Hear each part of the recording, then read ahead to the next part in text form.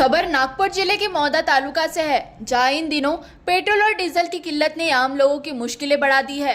कई पेट्रोल पंपों पर no stock के board लगे हुए हैं, जिससे वाहन चालकों में चिंता का माहौल है। बताया जा रहा है कि तेल कंपनियों से सप्लाई बाधित होने के कारण यह स्थिति बनी है। खासकर ग्रामीण इलाकों और हाईवे पर स्थित कई निजी पेट्रोल पंपों पर डीजल पूरी तरह खत्म हो चुका है।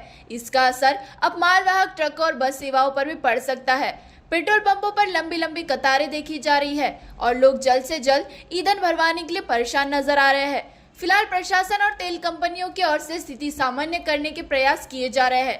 नागपूर से पूनम बोरकर की रिपोर्ट। खतम आहे त्या कारणास्तव आम्ही पेट्रोलसाठी डिझेलसाठी आलो, परंतु हे पूर्णपणे पेट्रोल पंप बंद करून ठेवले।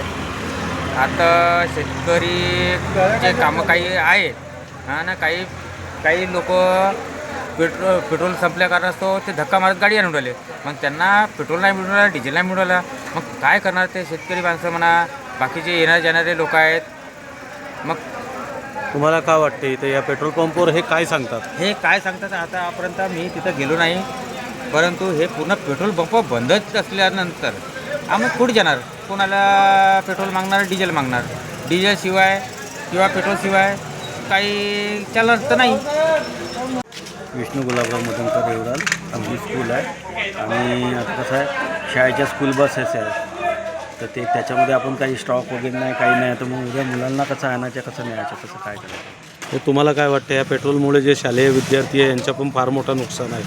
हो, सिम्पल सी गोष्ट आहे। जर आपण पेट्रोल डिझेलवरच आपल्या शाळेच्या स्कूल बसेस आहेत, मग हे कसं चालवायचं आणि उद्या मुलांना शाळेत कसं बोलवायचं आणि कसं सोडायचं त्यांना? आता एक्झामची वेळ आहे त्यांची, म्हणजे खूप मोठं नुकसान आहे याच्यामुळे। या पेट्रोल टंचाईमुळे फार मोठं नुकसान आहे असं म्हणायचं आहे। पेट्रोल डिझेल टंचाईमुळे आपल्या बसेस चालणार नाही उद्या शाळेच्या, तर काय करणार? ठीक आहे, धन्यवाद। NTV 24।